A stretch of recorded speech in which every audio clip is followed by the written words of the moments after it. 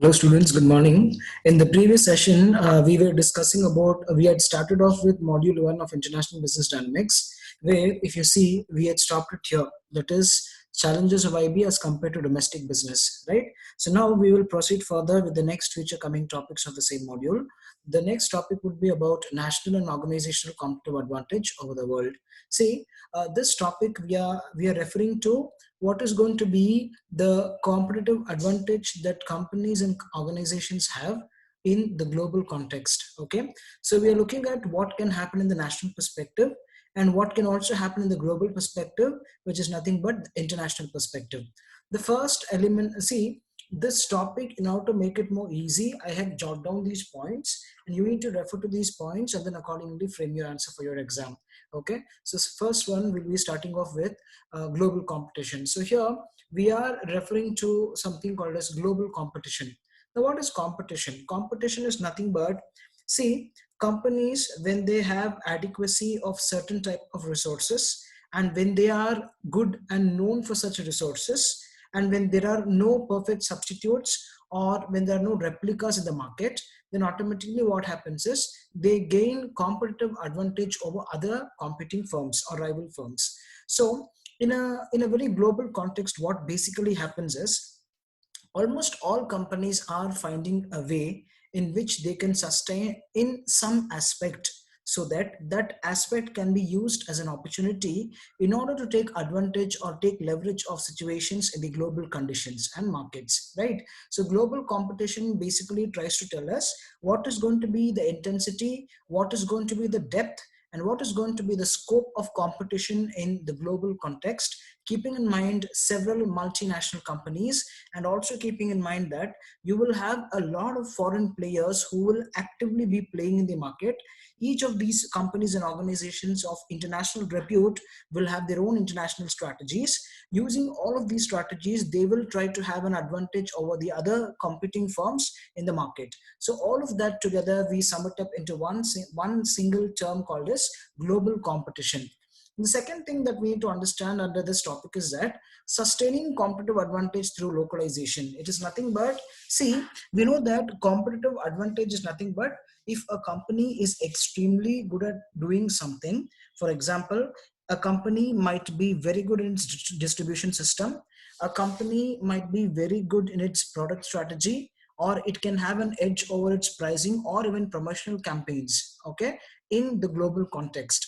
So what are we trying to say here is, even though a company may be doing extremely well in certain aspects or areas, in order to sustain in those aspects where it has core competency becomes a very big challenge, keeping in mind the competitive pressure, the changing international business dynamics, the environmental factors, and the rules and regulations made by the government policies, and many more things, and even the government authorities and bodies, right? So what is it that we're trying to understand from this point is, in order to keep yourself surviving and sustaining in the markets, you need to make sure that you sustain it through localization. Localization is, you need to find the likes and dislikes or similarities and dissimilarities in different spots or different locations and different geographical markets, and according to the requirements of that particular market, you will have to tailor make your product, service, or whatever aspect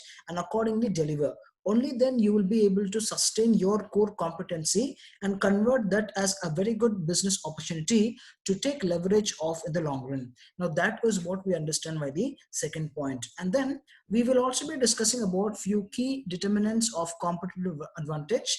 Like for example, if you see, if you want to estimate the influence of competitive advantage, there are certain factors which is going to have an impact. Okay, number one is exchange rate. We are talking about the currency exchange rate that takes place, especially when you have cross-border transactions, and accordingly the currency valuation takes place, which is also going to have an impact on the competitive advantage the firm has, because ultimately all of it is purely based on one prime objective, and that being profits, right?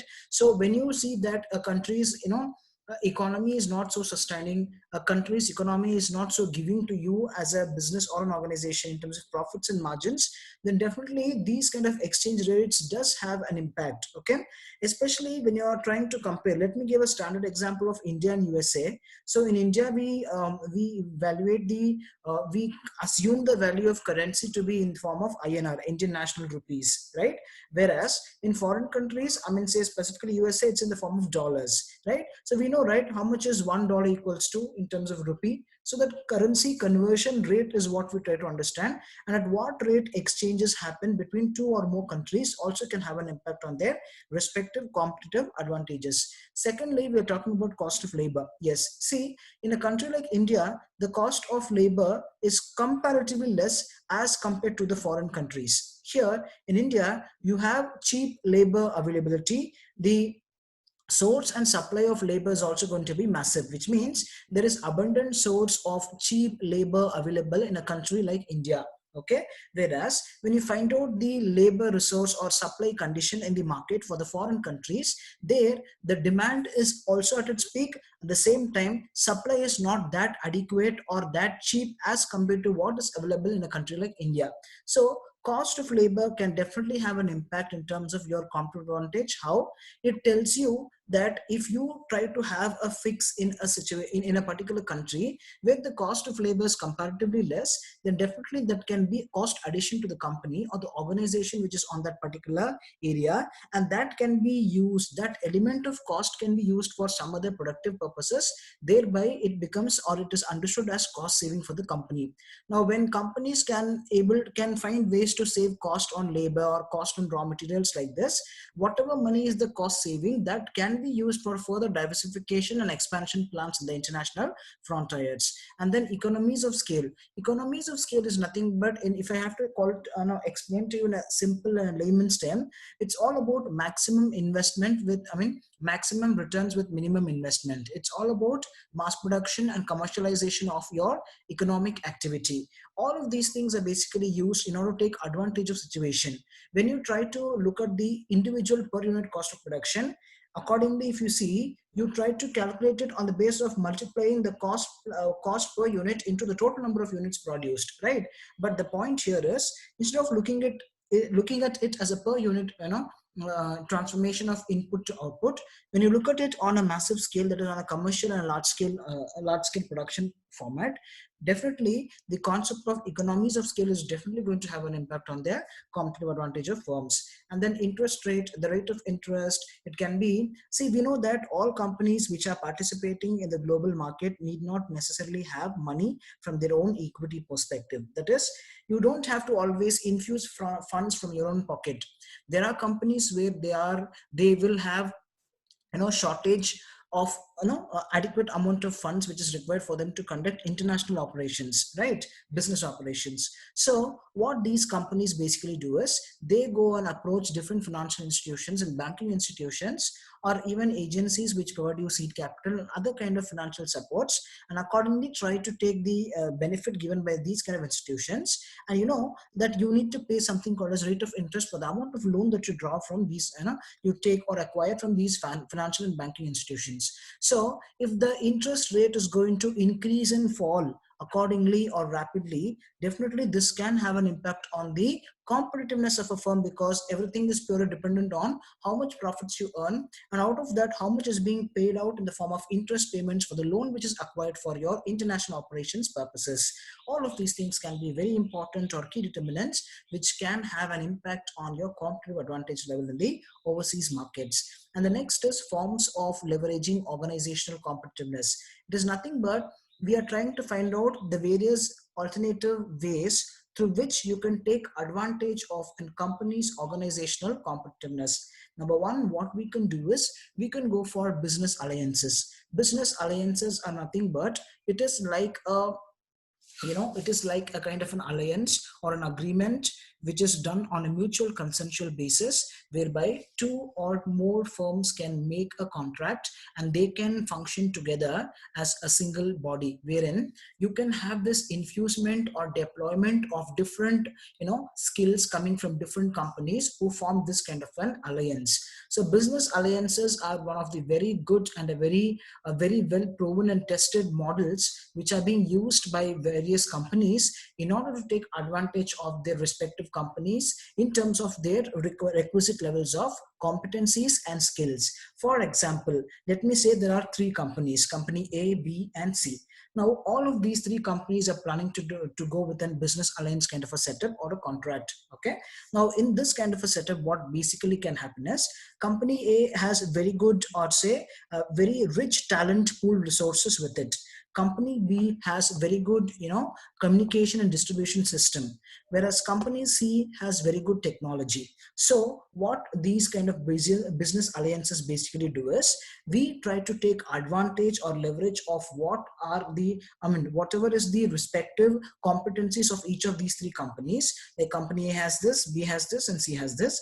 Accordingly, we take advantage and we try to go for work specialization also, so that there is division of work and we are able to cut down cost, because you're getting things done by experts, so they know how to bring down the cost burden for the company, and accordingly you'll be able to take advantage of this competitiveness. The second is mergers and acquisitions. So mergers, it's nothing but there are two companies which merge together and then form a single company. Acquisition is nothing but one company called as the acquiring company will acquire the acquired company, and accordingly they take ownership of all the resources, the stakeholder, the shareholdings, and all of this, and accordingly operations take place in the international frontiers. And the third is strategic partnerships. Strategic partnerships is nothing but we're talking about strategic alliances. Okay, strategic business unit kind of setups where you can have strategy, you can try and have a partnership of different kinds of strategic elements with different companies, and accordingly use that to take advantage of the best of strategies used by different companies altogether.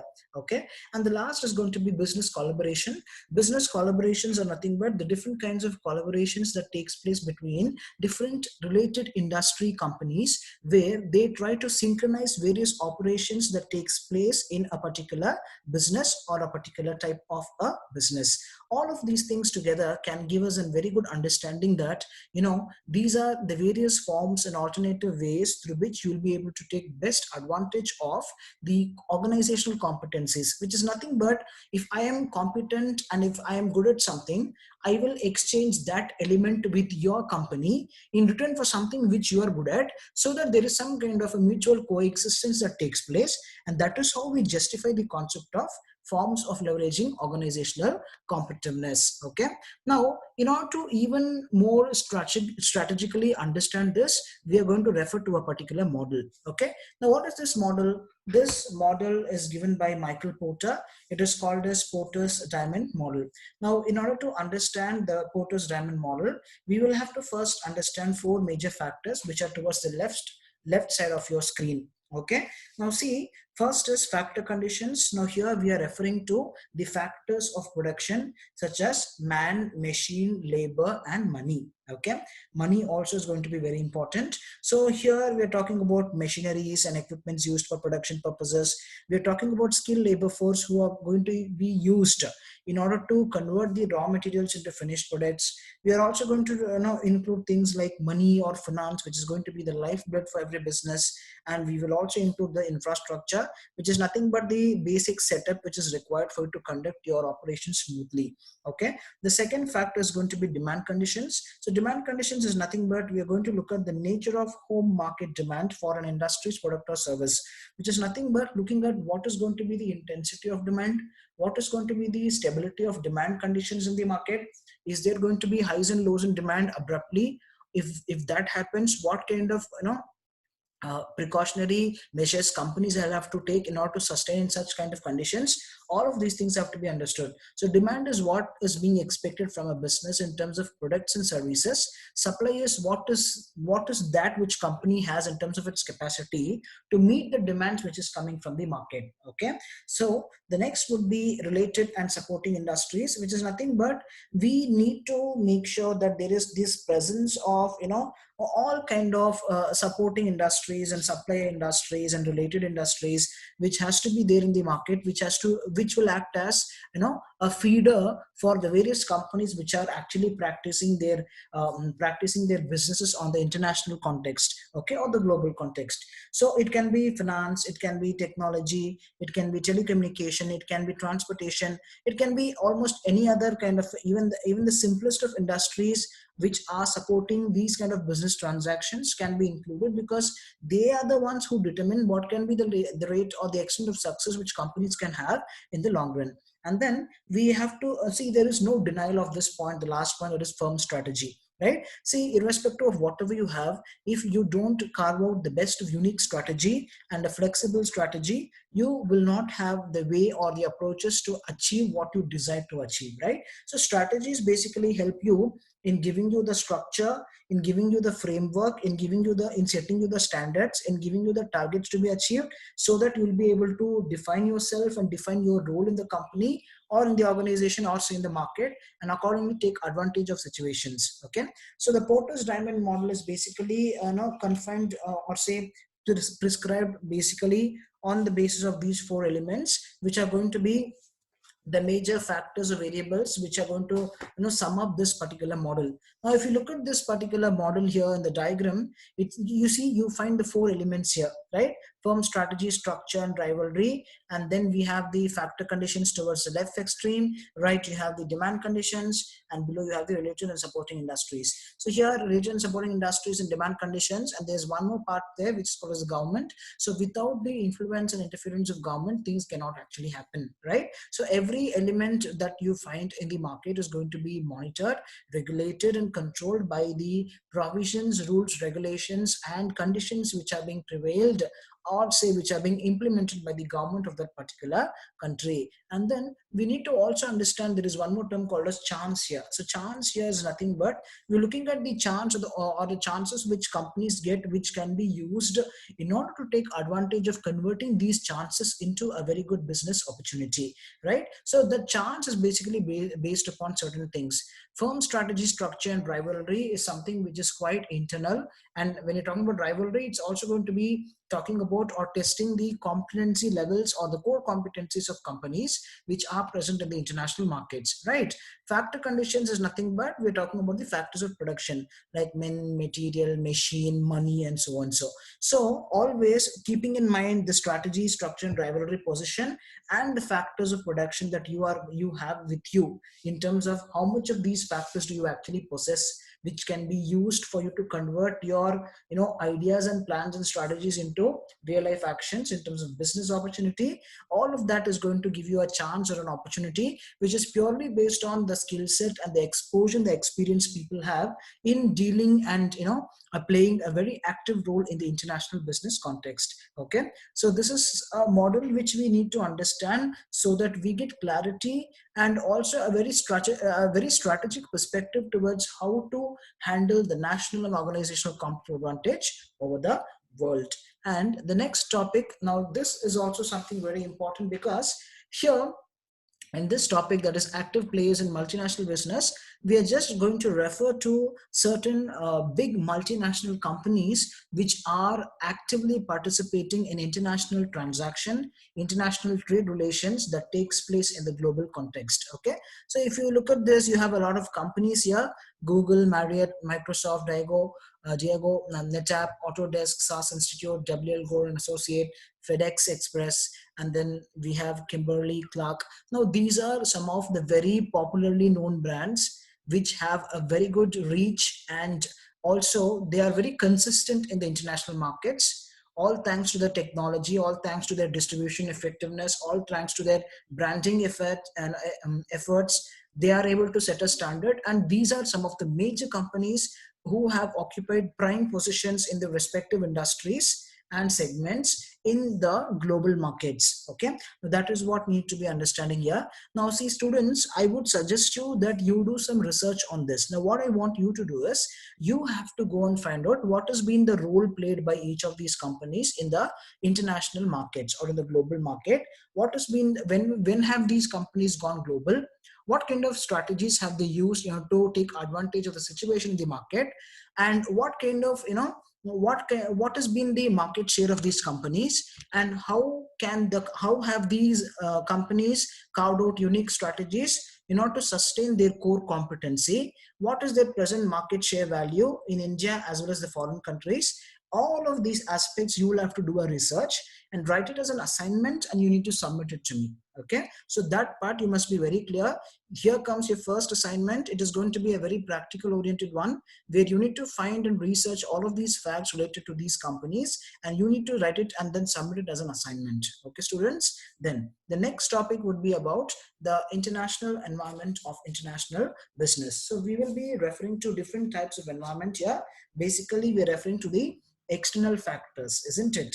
So the first is political environment, legal environment, second legal environment, third technological environment, fourth cultural environment, fifth demographic environment, and the last is going to be economic environment. So let us start with the first environment, that is political environment. So what do we refer to as under, what do we actually mean by this political environment? See, we know that here we are specifically referring to the political system of a country, right? What is politics? Politics is something which describes or tells us about the various kinds of bureaucratic setup which is existing in a company.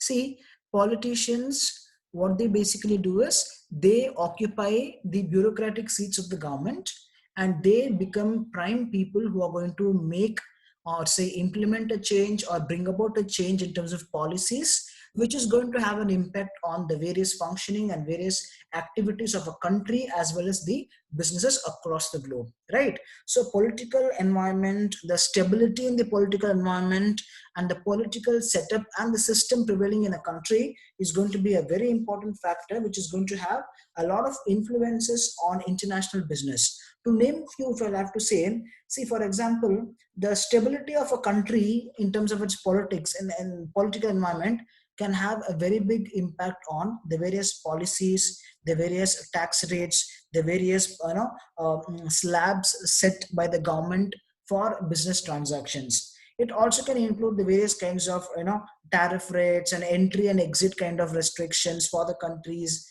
where you're trying to move your products and then accordingly conduct a sales transaction, right? So all of these things can have an impact. The government setup there, the government rules and regulations, the code of conduct, all of these things can also have an impact on the political environment. And then the regulations, the relations that companies have with the government there, what kind of policies they do, what kind of strategic incentives they have in order to push the sales or push the brands to or thereby they'll be able to achieve economic prosperity of a country. All of these things are going to be very important. And then you must also understand that there can be this problem of oppositions. Every now and then there can be political instability which can actually crop up because of XYZ reason. All of these elements which can be sensitive have to be understood, because you never know what's going to happen when. And when you don't plan well, automatically you will not have the capacity to go forward and march forward in order to find success in the long run, unless and until you're prepared for even the crisis or even the worst thing that could happen, right? So all of these things are going to be very important essential elements which can be covered under the political environment. The second is going to be legal environment. Here we are referring to the legal system. We are talking about the statutory bodies, we are talking about the lawmaking bodies where they make a lot of rules and regulations. Numerous number, enormous number of rules and regulations, acts and sections are being passed in the parliament. Bills are being passed in the parliament, where all of these things are being converted in the form of rules and regulations by several lawmaking bodies and authorities, and they make sure that these rules and regulations are being mandatorily followed, keeping in mind the best interest of the participants in the global market also. Number one, you need to understand that you need to promote more of economic activity, as it is going to have an impact on the country's economy, number one. Number two, you need to make some rules and regulations in order to curb, you know, making supernormal profits by private players, which is going to have an impact on the economy in the long run, right? So these are, in order to have a control over the economic environment, we need the legal environment to be very strong. That is how I'm trying to link the legal environment with the economic environment. So under here, we are going to refer to, under the legal environment, we are going to refer to various kinds of laws, like international laws, the laws which are practiced and implemented in the host country where you are going to enter and conduct your trade transaction, the laws and rules and regulations of the home country where you are in, right? All of these things have to be understood. And definitely the legal environment can have a very good and a very big impact on the international business companies. Like for example, we are talking about globalization, so globalization is going to be one topic where the government had passed in the parliament that we can go for globalized kind of a setup, where we convert all the small micro markets into one big huge market called as a global market, right? We call it as global village also, right? So all of these things have to be taken into consideration. We have to also understand that in the in order to pursue your economic goals, you cannot compromise on the sustainable goals. Like we're talking about the benefits, that you need to understand that you need to take care of the environment also, like the natural environment, natural resources. We shouldn't be making too much of use or excessive use of the available natural scarce resources, because then you will not have anything left for the future generations to come. So sustainable development has to be upheld, which has been upheld by the way of making certain rules and regulations by the governments under the legal framework. And then we also talk about patent rights, intellectual property rights. We also speak about a lot of things to do with duplication, fraudulent practices, imitation, brand imitations, fake markets, fake brands. All of these things have to be taken care of. That is the reason the government keeps a lot of government bodies and authorities who have a lot of duties, where they make sure that they go to the market and check if everything is happening well or no. And accordingly, if people are being found to take up taking up these kind of fraudulent activities, necessary legal actions and consequences shall be levied upon them. It can be serving jail term, or it can be paying huge sums of penalties, or it can also result in sometimes they might it can result in closure of your business, where they put a seal and then stop you from not taking up any kind of business activity in the near coming future. So these can be the legal complications which can come when you don't follow the rules and regulations made by the government bodies. And then you must also understand that you must be out from other such fraudulent activities like corrupt practices, corruption, bribery, so all these things have to be avoided. And you must not go for unfair means of competition. You must not go for making advertisements and promotional campaigns which are which are trying to overrule the cultural policy or the heritage of that particular country. You must also make sure that the product that you produce should not have a negative impact on the country. It should not have an impact on the people who are in processing of these items in the factories. All of these things have to be taken care of, and those things are being taken care of in the form of certain codes of conduct, rules and regulations which are being framed by the government and government bodies, which have to be taken care of by all of these companies which are participating in the international format or in the international context or global markets. The third is going to be technological environment. So here, technology is something which helps you to move the wheels of industries, right?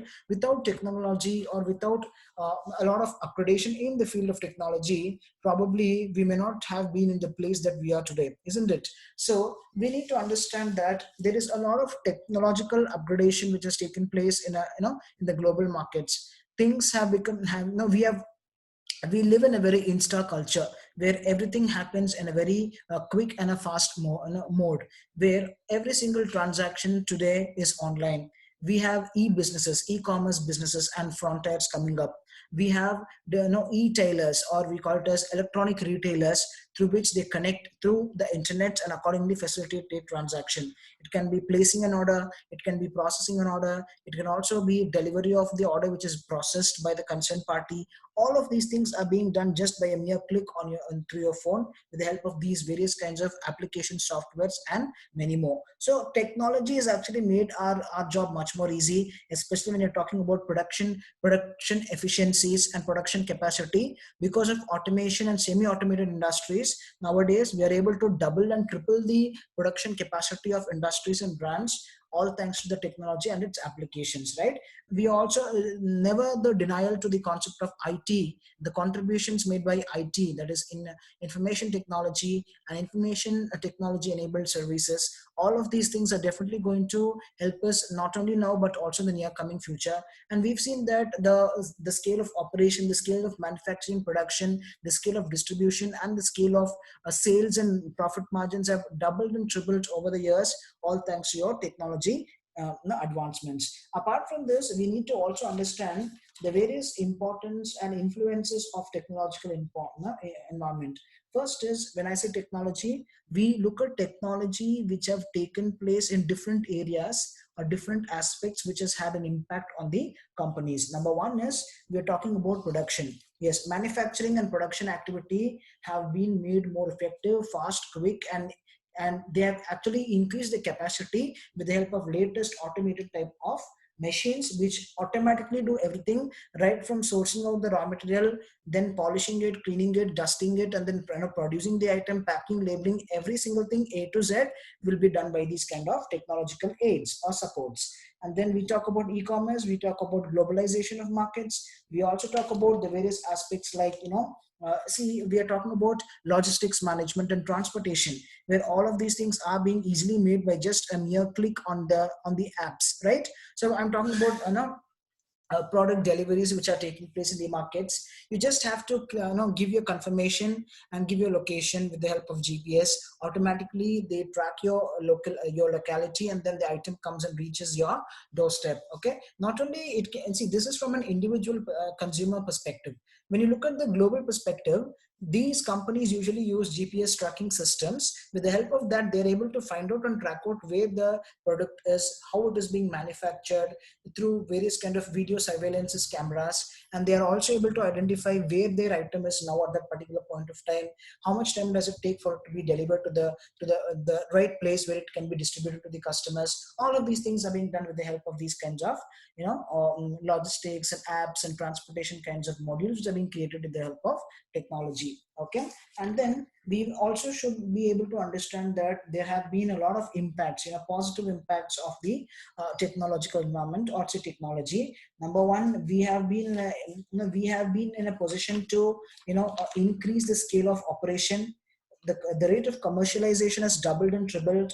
We have the ability to bring in new capacity. We have the ability to cater to not only our home country markets demands, but also host country and overseas market demands, right? And then we are spending a lot of money on research and development, especially R&D, where we are finding out new and innovative ways to which you can connect and satisfy the needs and wants of the markets, not only necessarily the customers, but also your other clients and other stakeholders who want you to be a part of the system and then effectively complete and finish your targets on time. All of these things can be some of the very good impacts of technology, which has had an impact on the overall economy or the country as such, right? The next is going to be cultural environment. So cultural environment is nothing but we are looking at this is going to be a much more sensitive topic where we are looking at the similarities and dissimilarities between people in terms of their language, in terms of their approaches, in terms of their lifestyle, in terms of their food habits, in terms of their fashion sense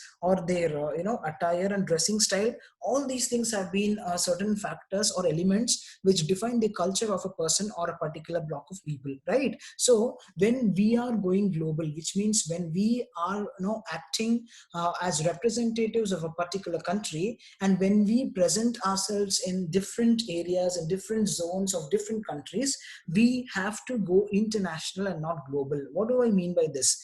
In international strategy, what we do is we have the original product remains the same, but we need to understand the cultural aspects of that particular country and accordingly tailor make the product to suit the requirements of that country, and accordingly make a pack of it and then offer that item for sale to the market.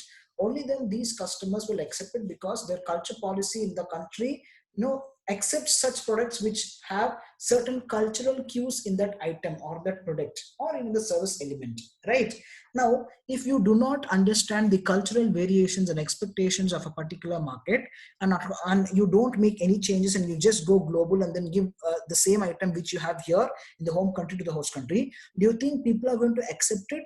Yes, for popular and posh brands which have tested and tried, majority brands have not found success, but some have. But even those brands initially, they were not able to find the success because they were not able to understand the requirement of the market.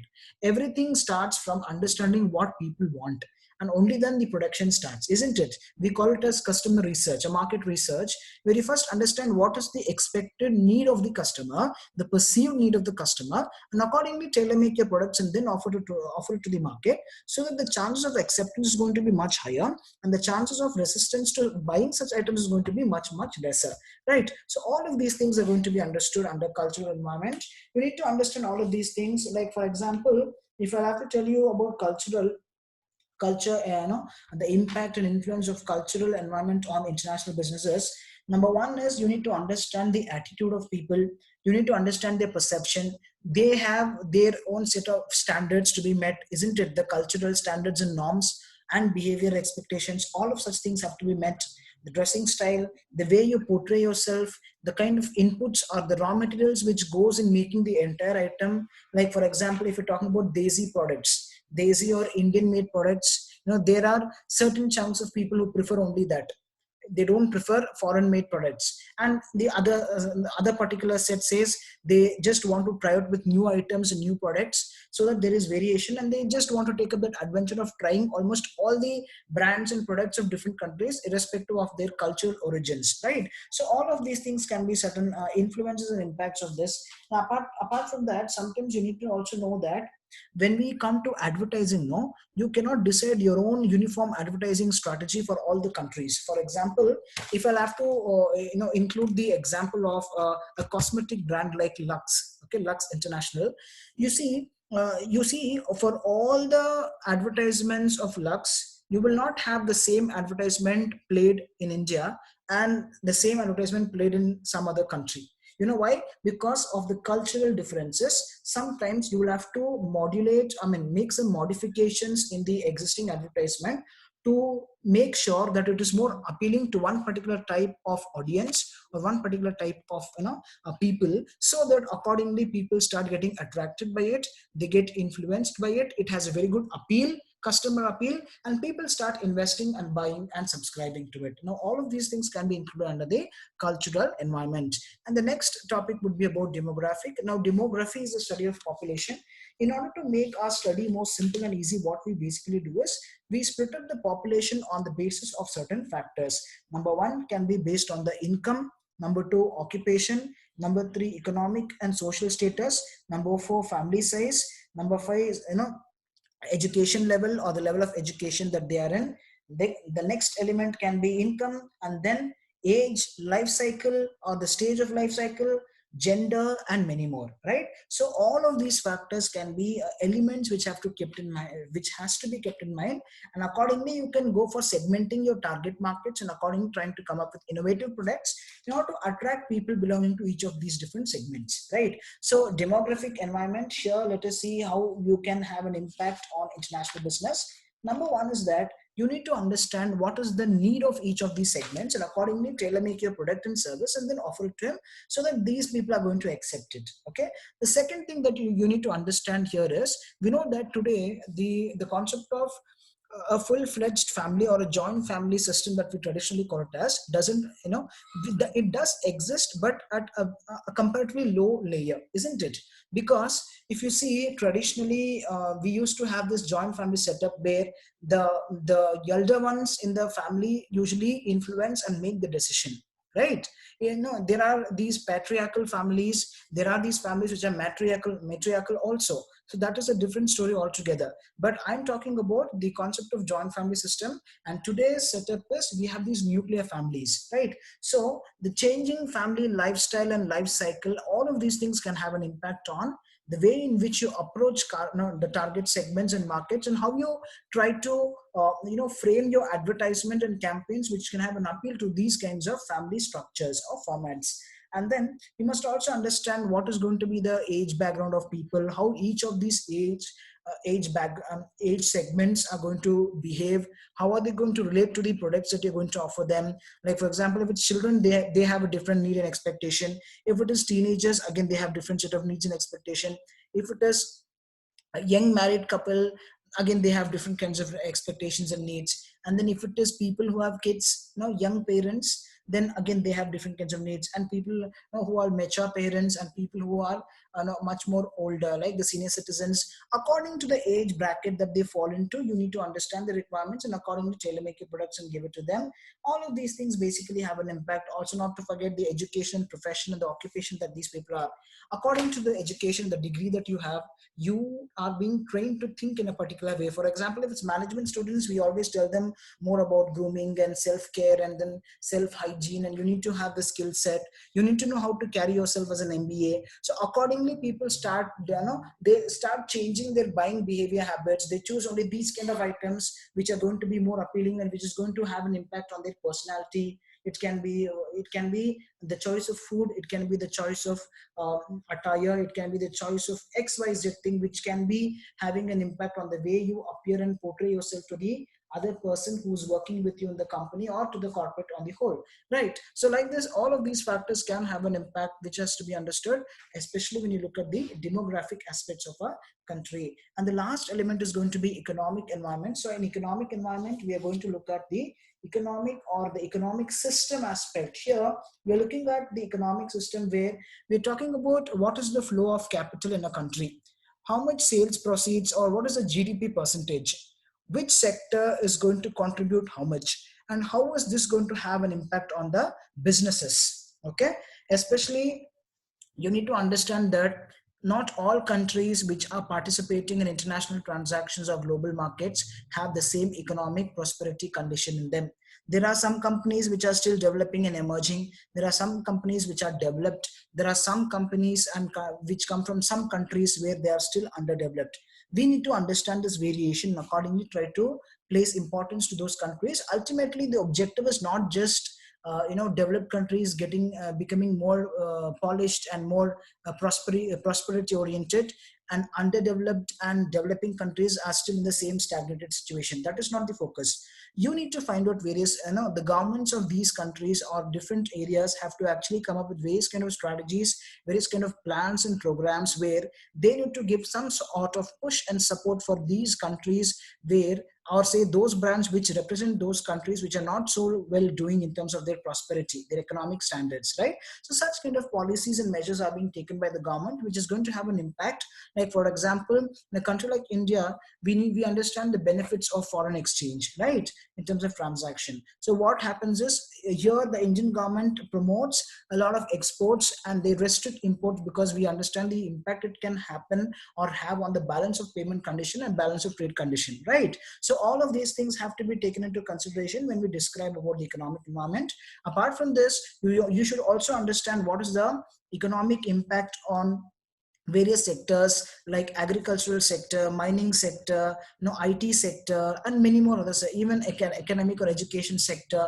All of these things have to be understood, and the government has to will be making a lot of policies in order to promote the growth of each of these sectors, keeping in mind their growth for economic prosperity also, right? So all of these things. Apart from that, the general economic growth rate in terms of GDP, in terms of NDP, in terms of the stage in which the economy is lying. For example, is the economy in the boom stage, or is it in the decline stage, recession stage, stagnation stage? According to the phases of economic development, the countries which are there in that particular phase, the government will take certain measures to overcome that particular dull phase into a good phase, and they find all the ways and measures to keep that particular good phase to be sustaining in the long run. All of these things have to be included when we discuss the economic environment. So by this, we have understood the various environmental variables which come under the international environment of international business. And then we go to the next topic, that is cross-cultural management. Now, what do we mean by cross-cultural management?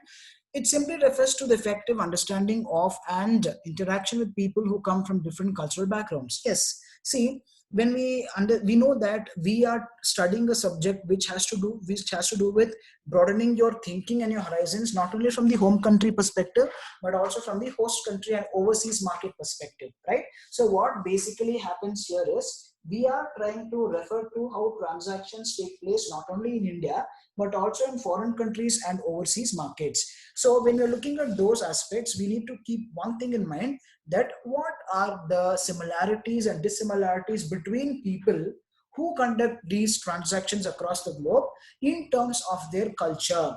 Okay, so when I say culture, it is nothing but your lifestyle, your belief system, your do's versus don'ts, your right versus wrong, your food habits, your dressing style, your approach, your beliefs, your value system, your principles. All of these things, will definitely not match. If you say majority matches, there are some factors where they don't match. One, you need to be more flexible to adapt, or two, you shouldn't trade with such countries where the culture doesn't match, isn't it? So cross culture management is going to be a very, very complicated yet innovative yet important aspect or task to be done by companies even before they get into the foreign countries. For example, if you are going to enter the foreign market, now the concept of business or the aspect of business here can be different or can be slightly varying from what happens there in the foreign country. So accordingly, you will have to be ready, and you need to be more flexible enough to adapt to the requirements and changes and expectations of those countries. And all of this happens only when you give that,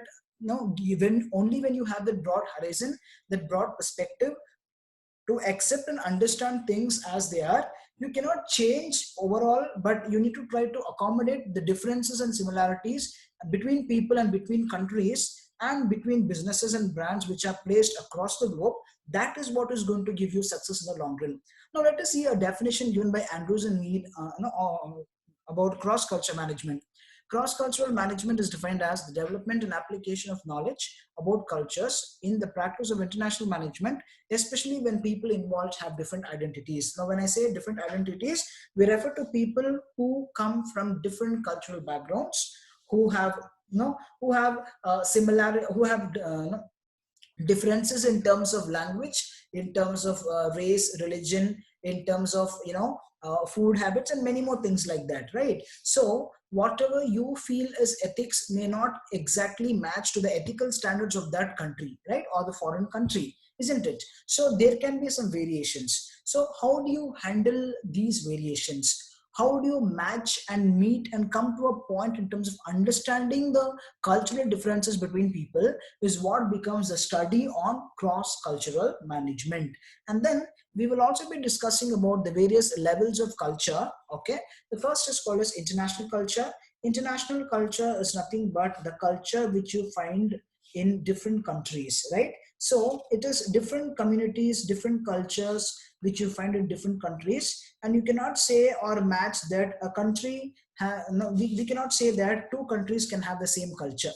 Of course there can be certain aspects which can match, but there will definitely be certain aspects or components of culture which can vary there as well. Okay, so that is how we understand international, or which is to be also understood as the culture that takes place not only in one country but in different countries in the global context. National culture is nothing but the culture that is prevailing in one particular country or nation, where you again can further split up that nation into different spots or components based on the similarities and dissimilarities, likes, dislikes, preferences, and so on. So then, so social identity group culture is basically a type of culture which basically gives us clarity regarding the social setup, the social aspects that is being practiced in the societal frameworks of one particular culture in the form of various social identity groups, in the form of communities, right? Business culture is nothing but the uniform culture that businesses have to have in terms of ethical standards and practices, adhering to the rules and regulations of the government, and accordingly trying to march forward towards attainment of the broad objectives of the business, right? And then, which means you must have a good pricing policy. You must price your products fairly and genuinely. You cannot think about making supernormal profits. All of these things which are ethical and basic has to be adhered to, which becomes a part of business culture. And then you must also make sure that we need to understand about one more culture, that is organizational culture. Organizational culture is nothing but the culture which is prevailing in a company, which is basically trying to cover up all the aspects of behavior, actions, and thoughts, and the thinking process, which has to be compiled in such a way that it should fall within the standards prescribed by the management of that particular organization or the company. Now, that is what is being also termed as coming and framing up an ethical policy, a fair policy, being more transparent to the employees, being more open to the employees, giving them the platform and the freedom for them to initiate and volunteer and bring about changes to the company. All of these things are purely dependent on the kind of culture which is being practiced in that particular organization. And the next is functional culture, is purely to do with the various functional domains. Various functional departments of a company have a different kinds of cultural setup, because each domain has a way of dealing with the situation and accordingly meeting its targets. So accordingly, they would have framed a separate set of rules and regulations for every single domain. And only if you have these kind of employee friendly culture, restrictions and rules and norms, they will be able to attain their targets in a much more smooth and collaborative way. And that is how we define the concept of functional culture. Functional culture is also called as operational culture, which is a culture which is being framed to make sure that the operations and activities that are being given to different functional domains take place in a very smooth and a conducive manner. The next is going to be team culture. Team culture is nothing but what has been the values, beliefs, opinions, likes, dislikes, do's and don'ts that has to be shared mutually and coexistively between the various members belonging to one particular team. We here refer to intra-team dynamics, and a further stretch of this can also include inter-team dynamics. Now, what is intra? The likes and dislikes or the various interactions that takes place between members belonging to the same team or a single team is all to do with intra-team dynamics. Okay, intra-team cultural dynamics. When I'm talking about inter-team cultural dynamics, it refers to the various kinds of interactions that can take place between two or more teams which are there in that particular company. Occupational culture is nothing but the cultural aspect which has to purely deal with the various professions and occupations that you take up. Like, for example, you might be a doctor, you might be a lawyer, you might be an engineer, you might be anybody and everybody, right? You can occupy different roles in the society. Based on that, you have to understand there are certain do's and don'ts, certain beliefs and values that you must follow, like principles. Only then you will be able to be termed as a good employee or a good profession holder, right? And the last is going to be individual culture. It is nothing but the culture which is seen evident in our individual lives. Like, my culture is different from your culture is different from someone else's culture. My right may not be your wrong, your wrong may not be my right, right? So there is this similarity and differences between various aspects, like my food habits, my food style, my choice of clothes, and my choice of items that I buy, how I celebrate an event, how I approach a particular ceremony. All of these things can have an impact, especially when looking at culture from an individual's perspective. Okay, so students, let me stop it here. This particular topic, that is models to aid international managers, we'll be discussing about 5 models, which will be discussed in my next video. So for today's students, I'll just quickly revise what we have discussed for today's class. We started off with national organizational competitive advantage over the world. We have discussed a lot of aspects under this particular topic, and we've also discussed about Porter's diamond model and its impact on international business. And then this part, active players in multinational business, I've told you that you need to do an assignment on this. I've also explained it to you. You can just go back and see what I've told in this particular slide, so you get to know the details regarding your assignment, and you need to be submitting it also. Okay, and then the various companies. So here what we discuss is basically the various companies which have multinational global presence in the markets. Okay, and then we have also discussed about a very important question for your exam. I would say this can be important: international business, international environment of IB. So here we referred, or say we explained about different elements of environment, that is the international environment like political, legal, technological, cultural, demographic, and economic. We have also discussed about the impact of each of these environmental factors on international business, right?